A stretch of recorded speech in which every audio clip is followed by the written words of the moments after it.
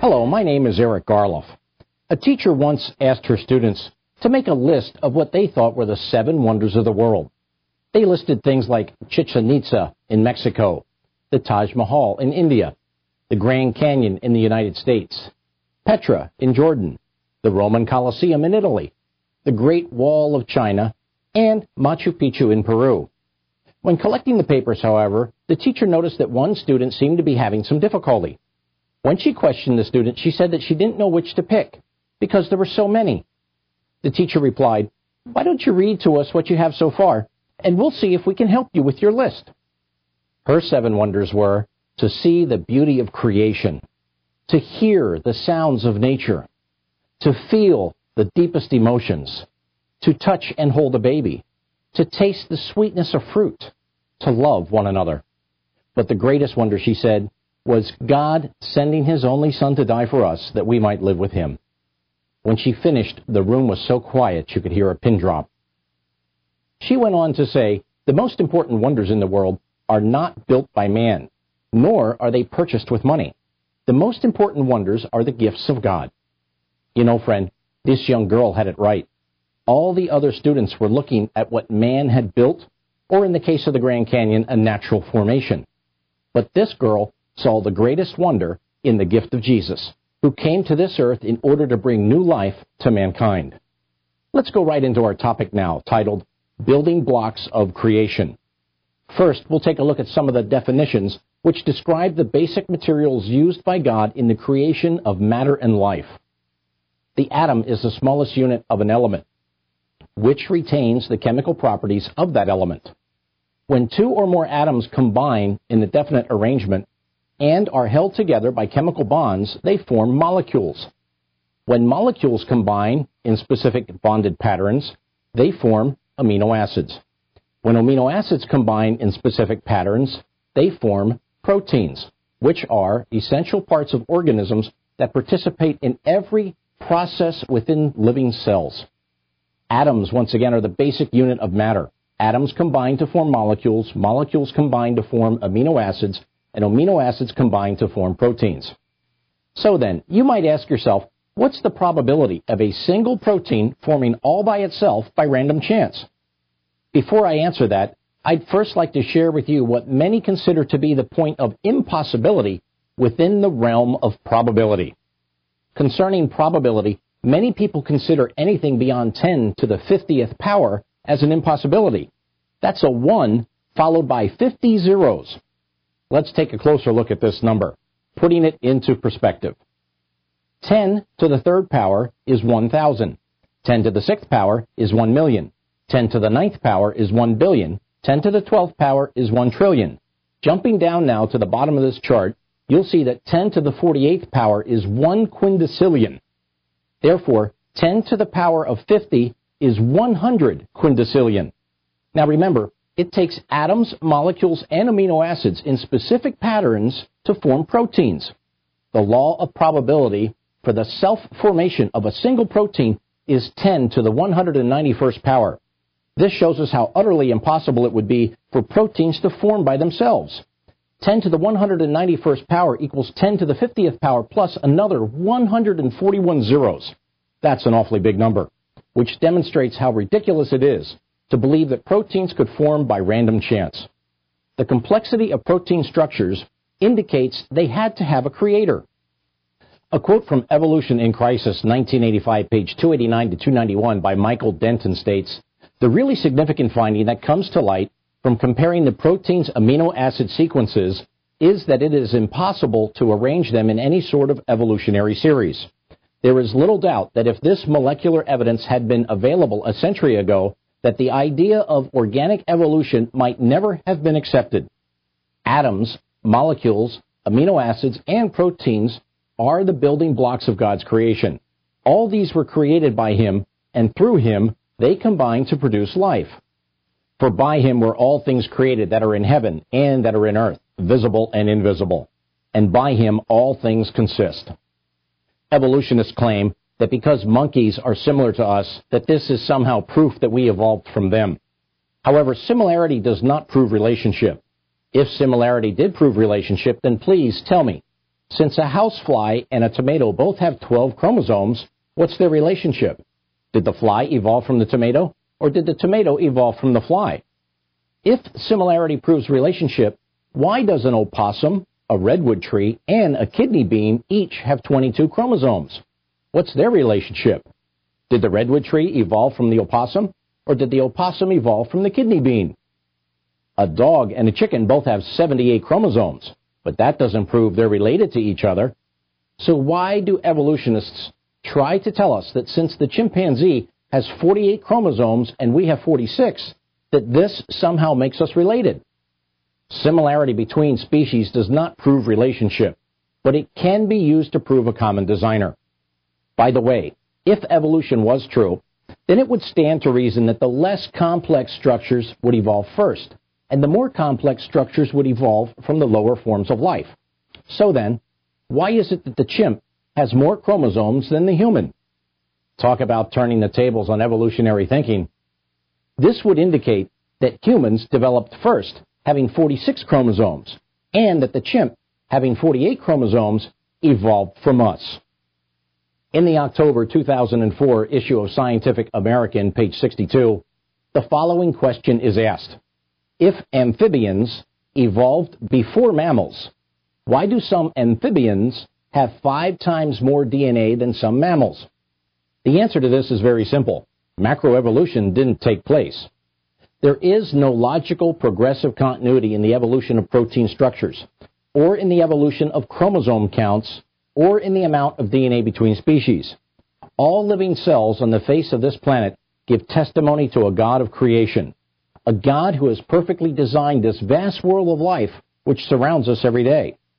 If you're not convinced by that simplistic answer, then please consider this. As more and more research is done, scientists are finding that there are greater and greater differences between man and chimpanzee DNA sequences.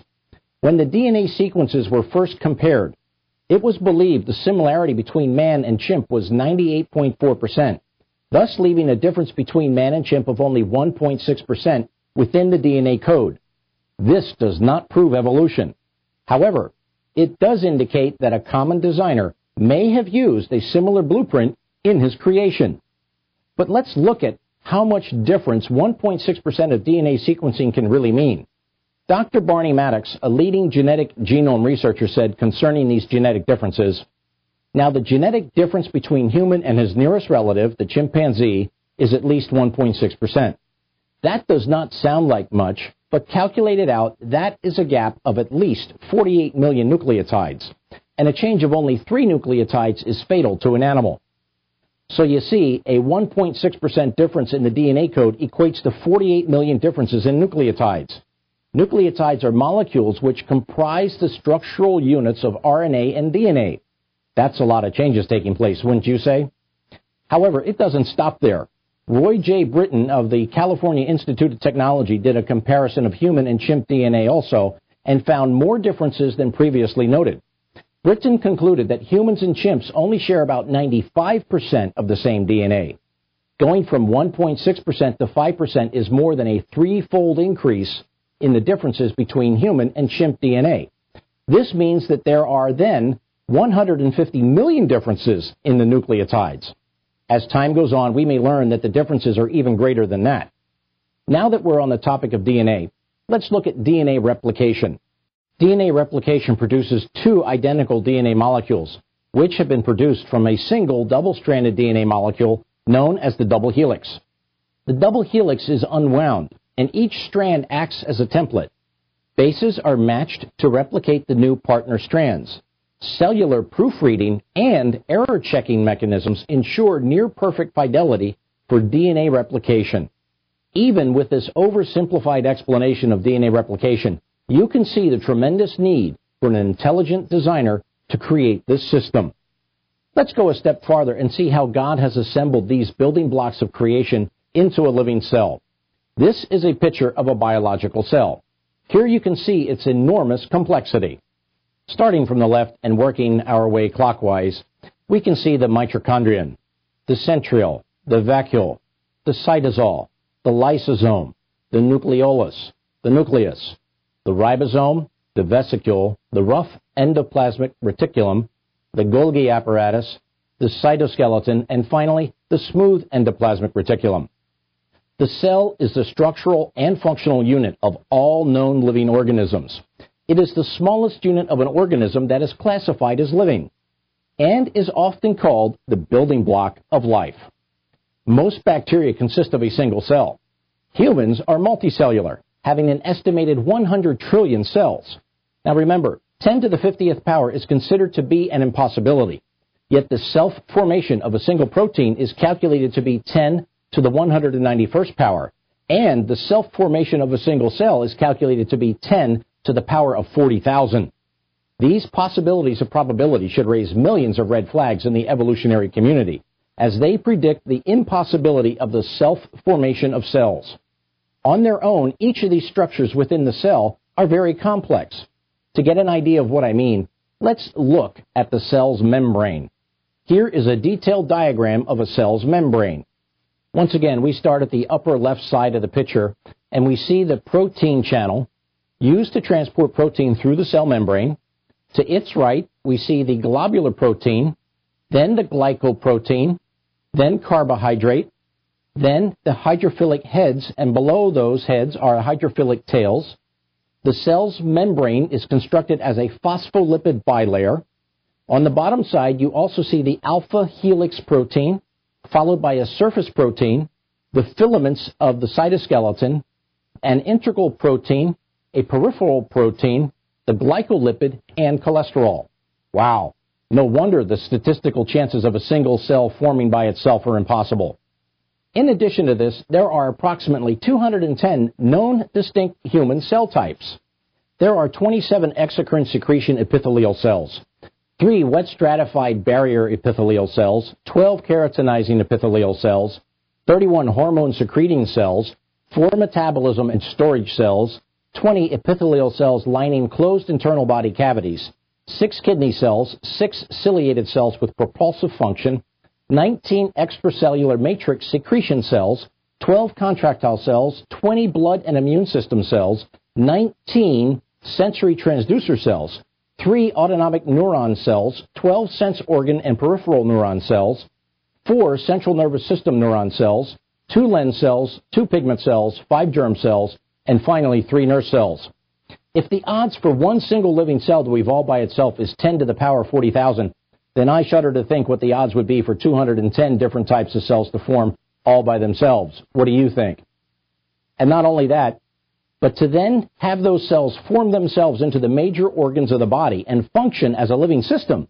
Are you beginning to understand how impossible it is for life to evolve from non-life? Just look at the level of intelligence and complexity that has gone into this very basic building block of life.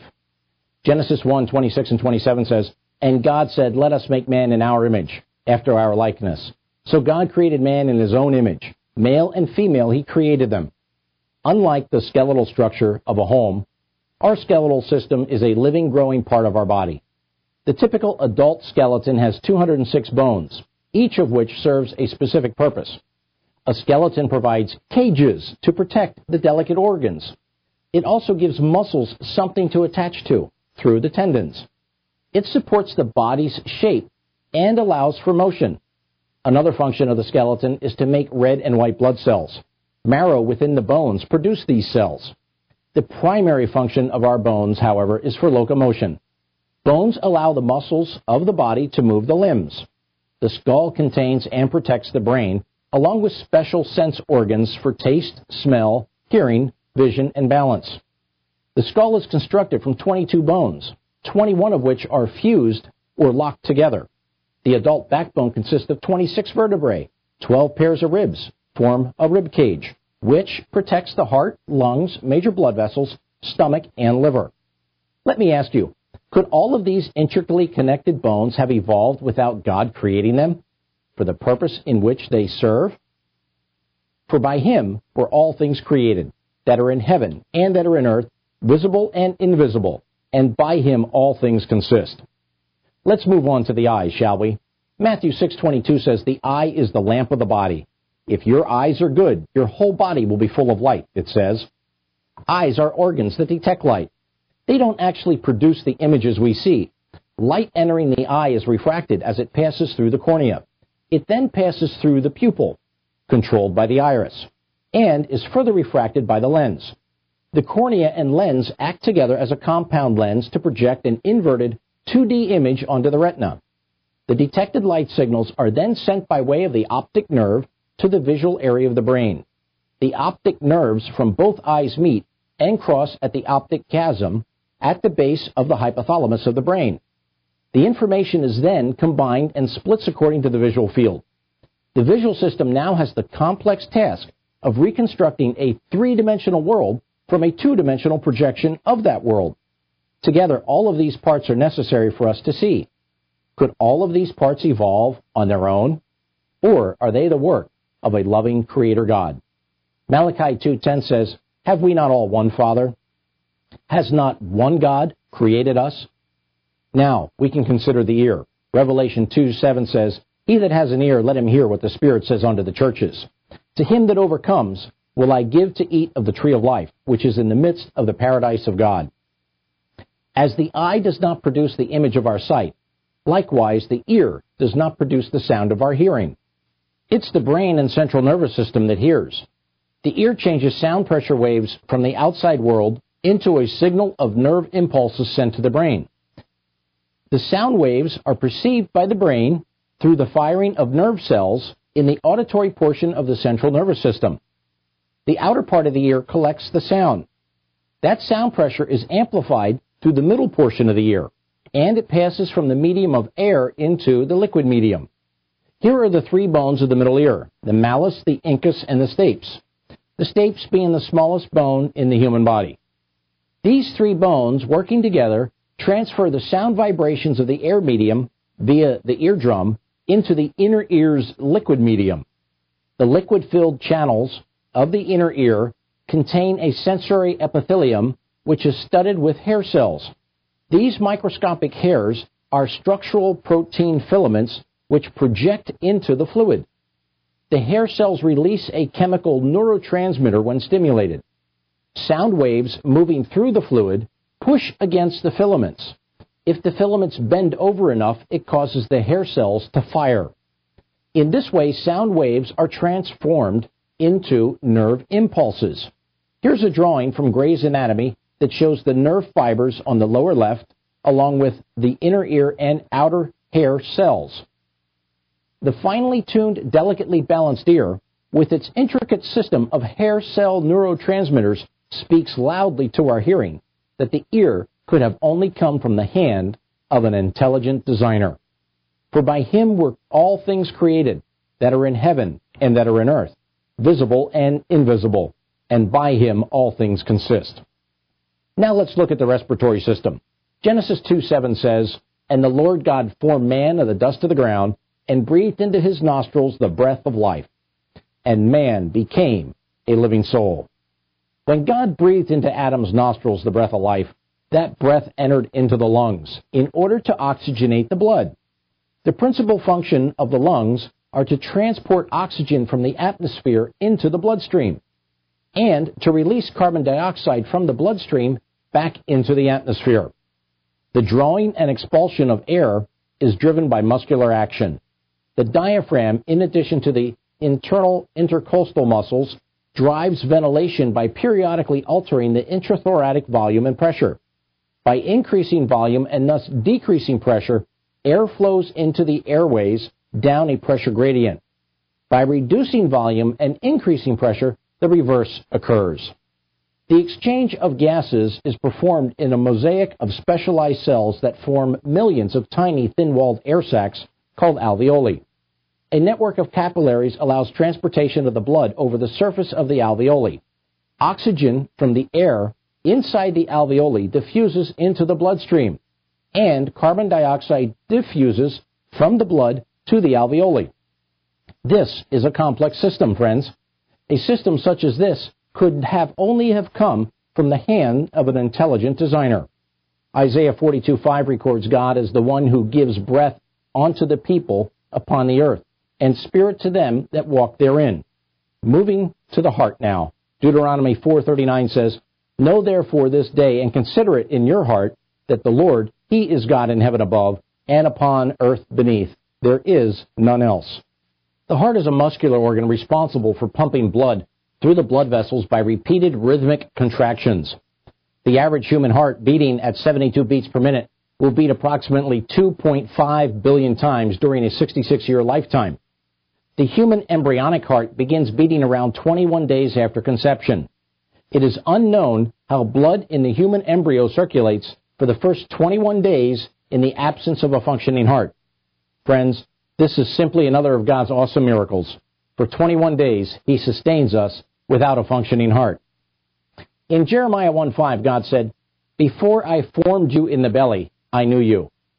The function of the right side of the heart is to collect deoxygenated blood in the right atrium and pump it via the right ventricle into the lungs. Here, carbon dioxide can be dropped off and oxygen picked up. This is known as gas exchange, which happens through the passive process of diffusion. The left side collects oxygenated blood from the lungs into the left atrium. From there, the blood moves to the left ventricle, which pumps it out to the body. Each day, the average heart beats 100,000 times and pumps about 2,000 gallons of blood. That's 730,000 gallons per year. Over a 75-year lifespan, that's 54.7 million gallons. The Exxon Valdez was 987 feet long, 166 feet wide, and 88 feet deep. It was near capacity when its tragic Alaskan accident occurred. It was carrying approximately 53 million gallons of crude at that time. That's approximately how much blood the average human heart pumps during its lifetime. There are two types of fluids moving through the circulatory system, blood and lymph.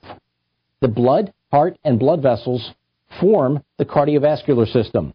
The lymph nodes, and lymph vessels form the lymphatic system. The circulatory system moves nutrients, gases, and wastes to and from cells.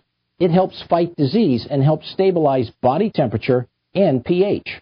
An average adult contains 5 to 6 quarts of blood, which consist of plasma, red blood cells, white blood cells, and platelets.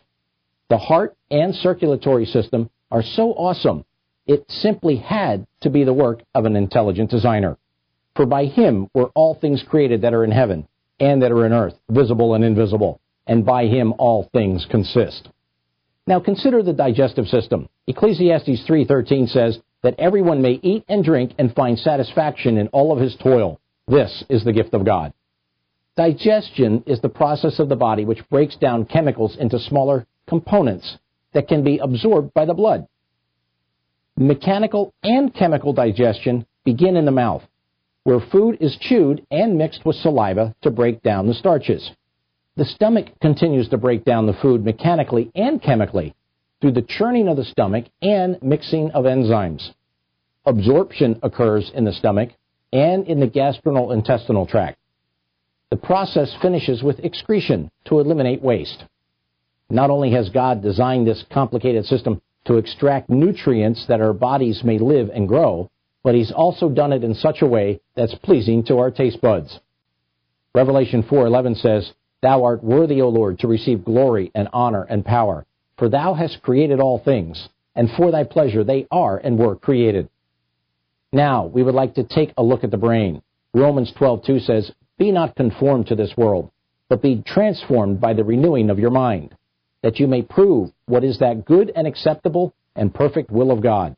The brain is the most complex biological structure known to man. Our brain controls behavior either by activating muscles or by causing secretion of chemicals, such as hormones. It controls all the functions within our body. The brain contains roughly 100 billion neurons, each linked with up to 10,000 synaptic connections. These neurons communicate with one another through protoplasmic fibers called axons. Axons carry signal pulses called action potentials to distant parts of the brain or body. Axons target the action potential signals to specific recipient cells. The operations of individual neurons and synapses are now understood in considerable detail, but the way they cooperate in groups of millions has been very difficult to decipher. Methods of observation, such as the EEG recording and functional brain imaging, tell us that the brain operations are highly organized. but these methods don't have high enough resolution to reveal the activity of individual neurons. Doesn't it seem strange that the very core of man's thinking was created by God, but yet many will do everything that they can not to recognize his existence and his creative power? Romans 1:20 says, "For the invisible things of him from the creation of the world are clearly seen, being understood by the things which are made, even his eternal power and Godhead, so that they are without excuse." Yes, God wants us to examine the things he has made, and in so doing, we will learn more about him and his creative power. As we near the close of this program, we would like to take a moment and share with you this spiritual contemplation. Your body is a living temple of God. He wants to live in you and work with you. God is our spiritual Father, and we are his sons and daughters. Seeing we have these promises, let's purify ourselves from everything that contaminates our body and spirit, doing this for God who made us and gave his life for us. Thank you, Teresa, for sharing that thought with us. Ephesians 2:10 says, "For we are his workmanship, created in Christ Jesus unto good works, which God hath before ordained that we should walk in them." Friends, our time is just about up. So I'd like to encourage you to look to Jesus, not only as your Creator, but also as your Savior. I'd like to encourage you to walk in good works and share Jesus with others. May God bless you and your loved ones.